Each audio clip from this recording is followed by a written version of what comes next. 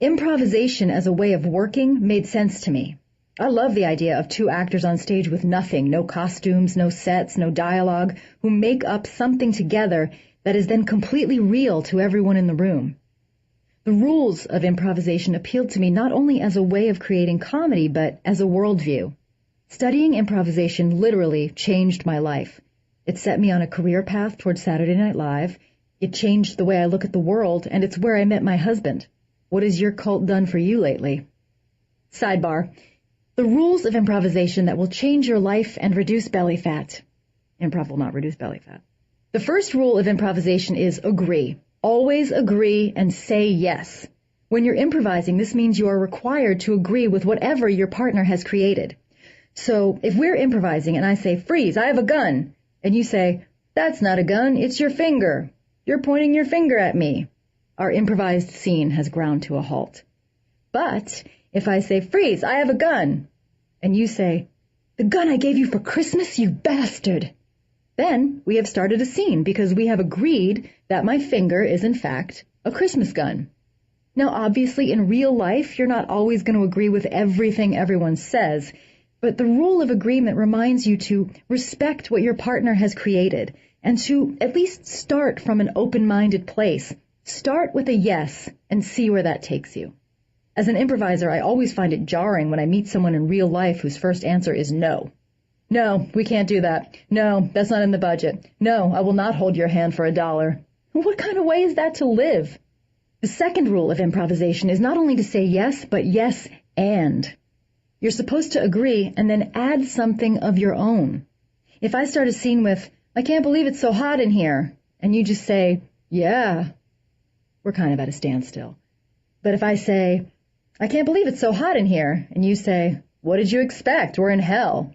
Or if I say, I can't believe it's so hot in here, and you say, yes, this can't be good for the wax figures. Or if I say, I can't believe it's so hot in here, and you say, I told you we shouldn't have crawled into this dog's mouth. Now we're getting somewhere. To me, yes and means don't be afraid to contribute. It's your responsibility to contribute. Always make sure you're adding something to the discussion. Your initiations are worthwhile. The next rule is make statements. This is a positive way of saying, don't ask questions all the time. If we're in a scene and I say, who are you? Where are we? What are we doing here? What's in that box? I'm putting pressure on you to come up with all the answers.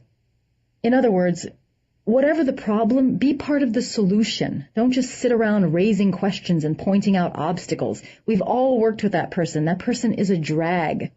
It's usually the same person around the office who says things like, oh, there's no calories in it if you eat it standing up, and I felt menaced when Terry raised her voice. Make statements also applies to us women. Speak in statements instead of apologetic questions. No one wants to go to a doctor who says, I'm going to be your surgeon. I'm here to talk to you about your procedure. I was the first in my class at Johns Hopkins, so... Make statements with your actions and your voice. Instead of saying, where are we? Make a statement like, here we are in Spain, Dracula. Okay, here we are in Spain, Dracula may seem like a terrible start to a scene, but this leads us to the best rule. There are no mistakes, only opportunities. If I start a scene as what I think is very clearly a cop riding a bicycle, but you think I am a hamster in a hamster wheel, guess what? Now I'm a hamster in a hamster wheel.